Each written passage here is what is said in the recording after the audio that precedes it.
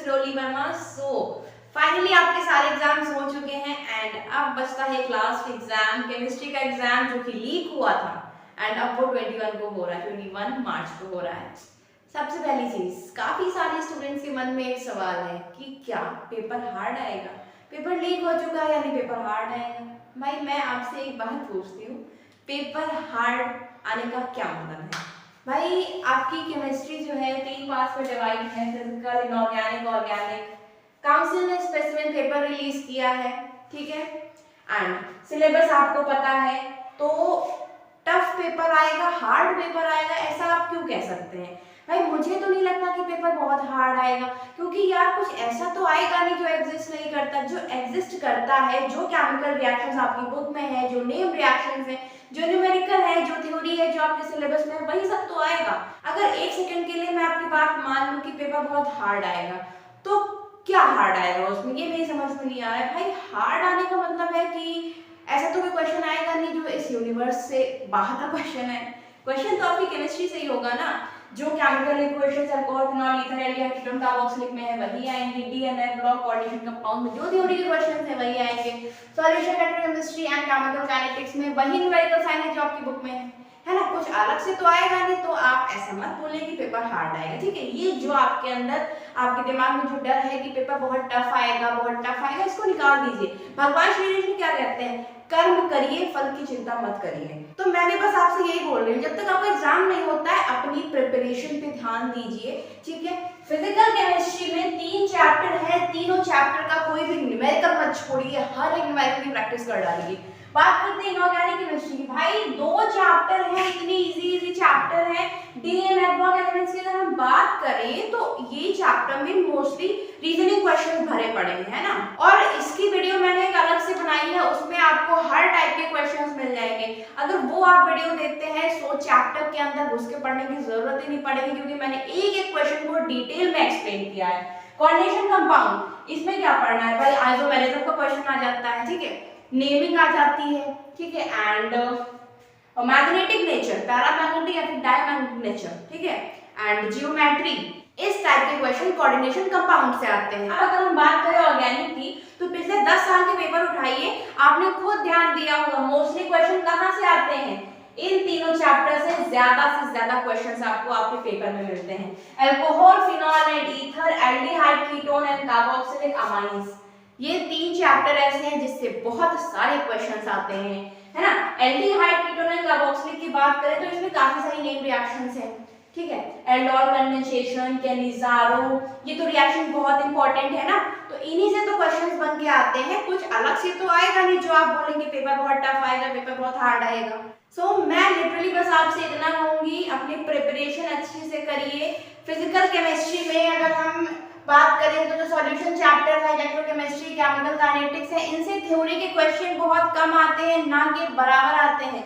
Solution chapter में theory का question जो राउट्स लॉ है, वेपर प्रेशर है, वहां से हो सकता है एक आध क्वेश्चन एमसीक्यू में आपको मिल जाए, ठीक है। तो उसके लिए आपको सिर्फ बेसिक कॉन्सेप्ट पढ़ना है कि वो एग्जैक्ट होता क्या है, और तो और न्यूमेरिकल्स ही लगाने हैं, ठीक है। कॉलिगेटिव प्रॉपर्टीज से रिलेटेड न्यूमेरिकल आता है, बेंच और फैक्टर से रिलेटेड न्यूमेरिकल आता है, उनको प्रैक्टिस करिए। इलेक्ट्रोकेमिस्ट्री में थ्योरी के क्वेश्चंस की अगर हम बात करें, molar conductance, specific conductance, equivalent conductance, Kohlrausch law, corrosion of metal and there mechanism and also protection, standard hydrogen electrode and electrochemical series, ये है थ्योरी के क्वेश्चन जो इलेक्ट्रोकेमिस्ट्री से आने के चांसेस है, क्योंकि ये पिछले 10 साल के पेपर में देखा गया है, ठीक है। एंड न्यूमेरिकल्स बहुत इंपॉर्टेंट है। केमिकल काइनेटिक्स से तो हम उम्मीद कर ही नहीं सकते कि कोई थ्योरी का क्वेश्चन आएगा, एक आध क्वेश्चन आपको हो सकता है एमसीक्यू में मिले, वरना केमिकल काइनेटिक्स से भी न्यूमेरिकल ही आता है। जो ग्राफ है केमिकल काइनेटिक्स में वो प्रिपेयर कर लीजिएगा। इलेक्ट्रोकेमिस्ट्री वाले जो ग्राफ है वो भी इंपॉर्टेंट है, सॉल्यूशन वाले भी ग्राफ इंपॉर्टेंट है।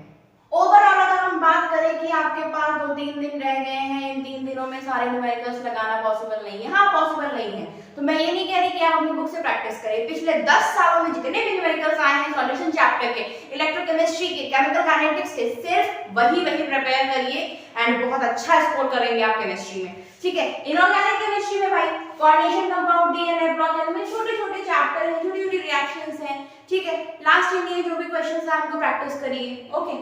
ऑर्गेनिक, ऑर्गेनिक भाई 34 से 35 नंबर के जो क्वेश्चंस आएंगे वो ऑर्गेनिक केमिस्ट्री से आएंगे। ऑर्गेनिक केमिस्ट्री का वेटेज काफी ज्यादा है। हेलोअल्केन्स एंड हेलोअरीन्स एक इंपॉर्टेंट चैप्टर है, ठीक है। इसमें ये जो क्लोरोफॉर्म रहता है ना, उसमें एक क्वेश्चन बनता है कि जो क्लोरोफॉर्म होता है उसको जब हम लाइट और एयर में एक्सपोज करते हैं तो क्या होता है, तो एक बहुत टॉक्सिक गैस का प्रोडक्शन होता है फॉस्जीन, ठीक है। एंड हेलोअल्केन्स हेलोअरीन्स में डीडीटी क्या होता है, उसका structure and method of preparation, chemical properties वो तो एज यूजुअल आपको पढ़नी ही पढ़नी है। अल्कोहल, फिनॉल एंड ईथर में जितनी भी नेम रिएक्शंस हैं, जितनी भी प्रिपरेशन है, सब कुछ पढ़नी है। एल्डिहाइड, कीटोन, कार्बोक्सिलिक में सारी केमिकल इक्वेशंस, सारी नेम रिएक्शंस। एमाइंस, एमाइंस में बहुत इंपॉर्टेंट क्वेश्चन रहते हैं, कन्वर्जन्स काफी सारे आते हैं। बायोमॉलिक्यूल्स, ये तो चैप्टर बच्चे छोड़ ही देते हैं, बोलते हैं आखिरी का है 2 नंबर आएंगे, क्यों पढ़ना पड़ेगा भाई। जो बेसिक क्वेश्चन है, जो पिछले 10 सालों में क्वेश्चन आए हैं, वो तो पढ़ने पड़ेंगे, है ना। तो लिटरली मैं बस आपसे यही कहूंगी कि अपने दिमाग में ये जो सवाल है कि पेपर बहुत हार्ड आएगा, उसको निकाल दीजिए, प्रिपरेशन अच्छे से करिए। जो लास्ट 10 ईयर के प्रीवियस ईयर क्वेश्चन है उनको बहुत अच्छे से प्रैक्टिस करिए। आप एक बात बताइए, आपने अपना फिजिक्स का पेपर देखा होगा, बायोलॉजी का पेपर देखा होगा, कंप्यूटर का पेपर देखा होगा, इंग्लिश का पेपर देखा होगा, मोस्टली इन पेपर्स में रिपीटेड क्वेश्चंस मेरे अकॉर्डिंग कम रहते हैं in comparison to chemistry. Chemistry में जो रिपीटेड क्वेश्चंस रहते हैं वो काफी ज्यादा रहते हैं। ऑर्गेनिक की बात करें तो उसमें सब रिपीटेड ही आते हैं, क्योंकि भाई रिएक्शन तो कोई नई तो बना नहीं लेंगे, जो एग्जिस्ट करती हैं वही तो पूछेंगे, जो हमारे सिलेबस में है वही तो रिएक्शंस आएंगी, है ना। तो डरने की कोई बात ही नहीं है। फिजिक्स में आपने नोटिस किया होगा न्यूमेरिकल्स हैं और काफी थ्योरी के कुछ ट्रिकी क्वेश्चंस हैं जो हर साल कुछ ना कुछ नया मिलता है ना।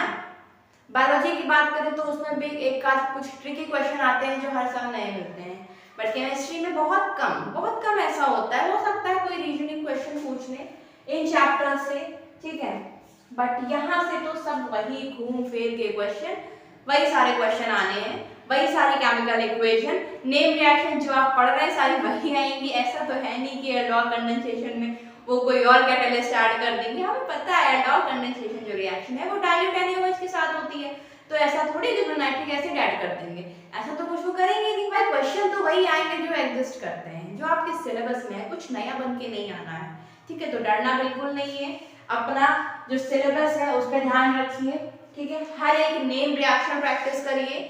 मैंने बताया ना फिजिकल केमिस्ट्री में जो भी लास्ट ईयर में न्यूमेरिकल्स आए हैं वो सारे प्रैक्टिस करिए, ठीक है। DNF ब्लॉक कोऑर्डिनेशन कंपाउंड्स के सारी रीजनिंग क्वेश्चन प्रैक्टिस करिए। इसकी जो केमिकल इक्वेशंस है पोटेशियम पर मैग्नेट एंड पोटेशियम डाइक्रोमेट वाली वो प्रिपेयर कर लीजिए।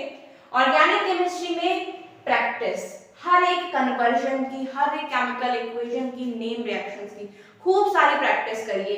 केमिस्ट्री आप रट नहीं सकते हैं। अगर यहाँ पे भी बायो का एग्जाम होता तो क्या आप कुछ स्टूडेंट्स रट लेते, बोलते चलो ये आंसर रट लेते हैं हो जाएगा कल्याण, पर केमिस्ट्री में रटना इम्पॉसिबल है। कोई भी रिएक्शन आप रटने की कोशिश करेंगे तो मात्र 5 मिनट तक वो दिमाग में रहेगी, 6वें मिनट पे वो गायब हो जाएगी, ठीक है। तो रटने की कोशिश बिल्कुल मत करिए। हर एक रिएक्शन पे ध्यान दीजिए कि कौन सा कैटलिस्ट है, कौन सा प्रोडक्ट बन रहा है, ठीक है। एंड ऑलरेडी मैंने सारे जो इंपॉर्टेंट चैप्टर्स हैं सबके मैंने इंपॉर्टेंट क्वेश्चन अपलोड कर रखे हैं, एंड इस वीडियो के डिस्क्रिप्शन बॉक्स में मैं उन सभी वीडियोस की लिंक आपको प्रोवाइड करा दूंगी, ठीक है। बायोमॉलिक्यूल्स के भी मैंने अलग से इंपॉर्टेंट क्वेश्चन प्रोवाइड कराए हैं, एमाइंस के भी मैंने काफी सारे इंपॉर्टेंट क्वेश्चन आपको प्रोवाइड कराए हैं, आप वो वीडियो देख सकते हैं। और वो वीडियोस बहुत ज्यादा लेंथी नहीं है, लगभग 10-12 मिनट की हैं। आराम से हर एक क्वेश्चन प्रैक्टिस करिए वहां से, ठीक है। एंड जो सबसे इंपॉर्टेंट है वो तो आपका प्रीवियस 10 ईयर क्वेश्चन ही हैं, उनको लगाइए, आप केमिस्ट्री में बहुत अच्छा स्कोर करेंगे।